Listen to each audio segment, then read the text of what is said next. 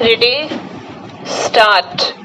Large-scale subsidies lead to high and unsuspectingly budget deficits, which in turn lead to high inflationary trends.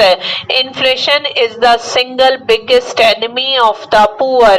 It drills bigger holes in the meager daily budgets of the poor than can be filled by across-the-board subsidies and their present inefficient delivery mechanisms. It is therefore well recognized that subsidies through administered prices, which are grossly out of line with the cost of production and procurement, is a poor way of serving the needs of the poor.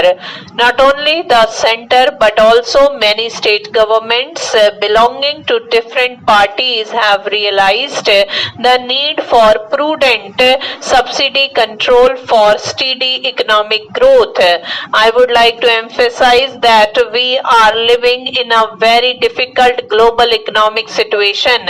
We have to strengthen our self-reliant economy. We have to show to ourselves and to the world that India can put her fiscal house in order through deficit reduction.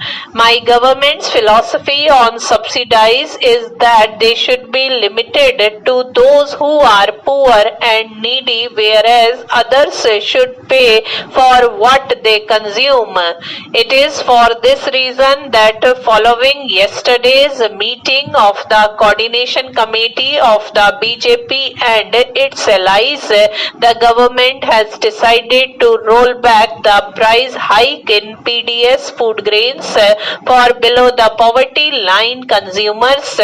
Revision of issue price is both normal and necessary whenever minimum support or procurement prices are increased to help our kisans.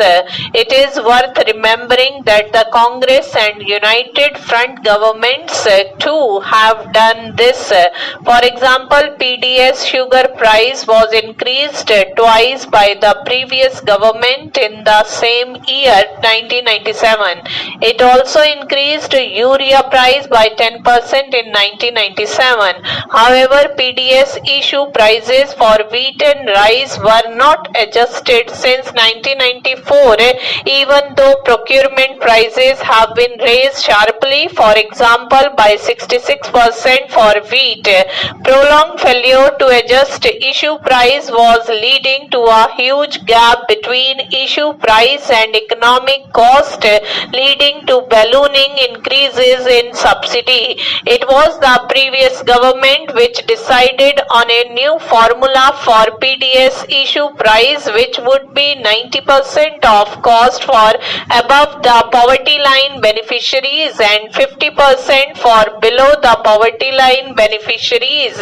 As such, I welcome you to the 48th meeting of the National Development Council. The most important agenda item for today is the consideration of 9th 5-year plan from 1997-2002. The change in government delayed the finalization of the document, though the plan is being implemented according to the outline set by the NDC in the approach paper. My government firmly believes in maintaining the continuity of the developmental process, and it is in that spirit that we have continued with the progress of the 9th plan, although the final document is coming for approval now. We are all legitimately proud of India's multifarious achievements in the first 50 years of independence. This is especially noteworthy since the nation's development has taken place within the framework of democracy. Yet all of us share an equally deep concern over what that the 1/3 of our citizens still live below a modestly defined poverty line. Illiteracy is still unacceptably high and many do not have access to drinking water, health services, housing, sanitation and proper communication facilities. The National Development Council is an important forum to continually review our development process and take appropriate macro level decisions to progress in the desired direction. It is also the most effective institutional mechanism to conduct this exercise within the framework of harmonious cooperation and partnership between the center and the state governments.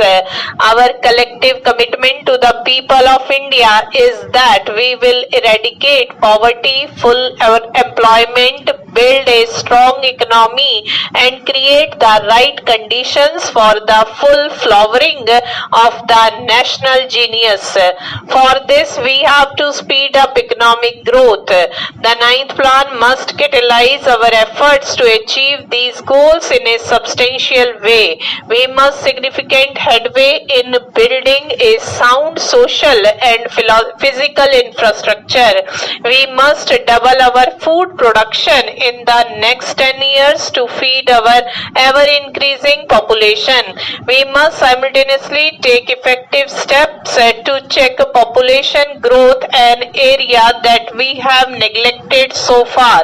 We need to use information technology in all areas of our national life to generate prosperity and lay the foundation for India's emergence as a knowledge-driven society in the 21st century.